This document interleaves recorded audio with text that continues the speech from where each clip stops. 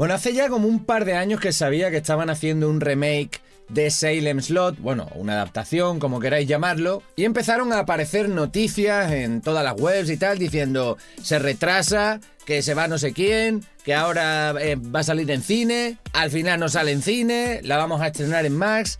Y cuando estas cosas pasan, seamos realistas, la cosa suele acabar muy mal. A ver, lo que viene siendo El misterio de Salem Slot de Tobe Hooper, la miniserie de la cual haremos una reseña muy pronto, es un auténtico clásico del cine de terror y además fue un total acontecimiento cuando se estrenó en televisión aquí en España. Yo era pequeñito, lo vi y se me quedaron varias de sus escenas grabadas en la retina. Para mí fue algo legendario.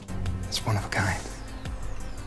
Y allá por 2005 tuve la suerte de ver también el telefilm protagonizado por Rob Lowe, otra adaptación que también se aprovechaba del formato miniserie para poder desarrollar la historia de manera adecuada. Normalmente las adaptaciones cinematográficas de libros suelen ser apresuradas porque es normal, son diferentes medios y no pueden tomarse tanto tiempo para describir personajes y situaciones, por tanto normalmente pierden en las comparaciones. Pero en este caso es que se nota más de la cuenta. What are you, some kind of an author? El misterio de Salem Slot de 2024 está dirigida por Gary Dauberman. Es Dauberman, impresionante. Que es conocido por su trabajo en el universo de The Conjuring y Annabelle, que por cierto, no he visto ninguna. You lost, son? Como todas las nuevas adaptaciones, se intenta traer una historia clásica para presentársela a nuevas generaciones y debo reconocer que el potencial era inmenso, ya que el misterio de Salem Slot es una de esas historias que realmente te llega. Tiene un set fantástico, el típico pueblo aislado, un pedazo de villano que flipas y también hay que decirlo, un reparto bastante decente, pero desgraciadamente la cosa se ha quedado en nada. La historia nos presenta a Ben Mears, interpretado por Louis Pullman, el hijo de Bill Pullman, que ya sabemos que en Hollywood, ahí el enchufillo está a la orden del día. Pero vaya, que el chaval lo hace bien, las cosas como son. Se trata de un escritor que regresa a su ciudad natal, Jerusalem Slot, buscando inspiración para lo que va a ser su próximo libro. Sin embargo, por cosas de la vida, pronto descubre que allí está pasando algo realmente oscuro. Una figura tenebrosa está vampirizando a todo el pueblo. Ben se alía con varios habitantes del pueblo para luchar contra esta amenaza. Y básicamente esta sería la sinopsis. Tened en cuenta que El misterio de Salem Slot es un libro escrito en el año 1975. Han pasado muchísimos años. La primera adaptación para la pequeña pantalla se hizo en 1979, la segunda en 2004 y esta tercera 20 años después, formato cinematográfico, que ya os digo, finalmente no se ha estrenado en cine, sino que directamente en la plataforma Max. Tiene una duración de 114 minutos, que aunque para algunas personas a día de hoy, con lo rápido que va todo, pueda parecer muy larga, os aseguro que se queda cortísima para la historia. Pero lo que es peor, al llevar este ritmo tan rápido no da tiempo a construir suspensa, que conozcamos los personajes ni nada, y desgraciadamente hace que nuestro interés vaya menguando. Hay que reconocer, eso sí, que está bien filmada, tiene una buena fotografía, incluso algunos momentos terroríficos que están muy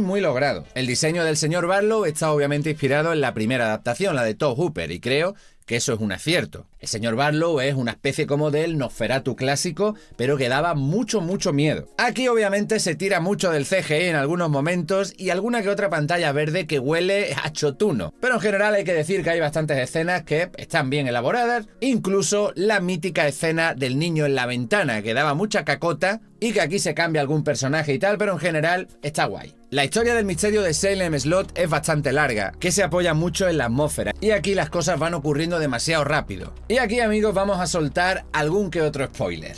Uno de los grandes problemas de la película, obviamente, es el ritmo. Como todo va tan apresurado, un día muerden a un niño, al otro día muerden a otro niño, y de pronto, sin saber cómo, tenemos a todo el pueblo entero vampirizado. ¿Cuánto tiempo ha pasado? ¿Cómo ha pasado esto? La verdad no tengo ni idea. Luego los personajes hay que decir que son bastante sosos, incluyendo el protagonista, que aunque nos ofrece una buena interpretación, el personaje no tiene ningún interés. Es un escritor que busca inspiración en su pueblo natal. Y es que francamente me da igual. Su interés amoroso es una chica muy guapa, pero ya está. Y luego tenemos el personaje de Mark, que parece que lo han sacado de The Monster Squad, ¿no? De una pandilla alucinante. Francamente no pega absolutamente nada en esta peli. O sea, es el típico niño héroe de las películas de los 80 que es súper listo y valiente y tira para adelante con todo, y en una película como esta, que tiene un tono serio y oscuro, no pega ni con cola. Normalmente me enfado cuando estas películas no se estrenan en cine porque son viejas franquicias, ¿no?, a las cuales les tengo cariño, pero en este caso creo que han hecho lo correcto. Esto no es una película para estrenar en cines porque hubiera sido bastante decepcionante. Y ya os digo, la peli tiene destellos, tiene algunas escenas que están muy guay. Por ejemplo, la escena del niño en la ventana que os decía antes, creo que está muy bien hecha, inspirándose claramente en la versión de Tobe Hooper, pero ya os digo, muy logrado. Tenemos a Alfred Woodard, una buena actriz, haciendo de la médico del pueblo. Igual no le da tiempo a desarrollar prácticamente el personaje, no es que me importe ni lo que le pasa, ni nada. Y luego tener al mismísimo William Sadler haciendo el papel del sheriff, que yo creo que está un poquito mayor para hacer del sheriff del pueblo, pero bueno, ahí está. Lo mismo, otro personaje completamente desperdiciado. Y luego sale el niño este, Nicolas Grovetti, que es el chaval este que sale en The Boys, que ya está bastante más mayor, por eso esta peli ya lleva rodada un par de años y se nota, porque este niño ya está más mayorcete de lo que se ve en esta peli. Luego tenemos a Pillow Spike, que ha hecho un montón de películas últimamente, no sé decir su nombre, no llegó a tanto, y al niño del protegido, Spencer Treat Clark, su nombre me encanta. Y estos solamente son ejemplos, es un reparto bastante sólido, técnicamente la peli está muy bien, pero intuyo que esta es una de esas películas que ha sido remontada muchas veces por exigencias de la productora. No lo tenían claro, han recortado aquí, han recortado allí, y al final la película ha acabado perdiendo su encanto. Si es que alguna vez lo tuvo. Me resulta muy curioso lo rápido que descubren el tema del vampirismo y cómo de pronto el profesor de instituto lo sabe todo, sabe lo que tiene que hacer y resulta mucho menos natural que en las versiones anteriores. Además, tened en cuenta todas las películas de vampiros que han salido en los últimos 50 años, ¿no? Podríamos decir Friday Night, podríamos decir 30 días de noche, podríamos decir Abierto hasta el amanecer. Bueno, hay un montón de películas que han renovado el género del vampirismo, dándole un toque más moderno, más actual. Y esta película, pues no sé, creo que se ha quedado un poquito como desfasada. No digo que tengan que cambiar la historia, ni mucho menos, pero desgraciadamente no sorprende prácticamente en nada. No lo había dicho, pero la película está ambientada a mediados de los 70, eso está bastante guay, los peinados, los coches, todo eso le da un toque así, como de producción un poquito más top.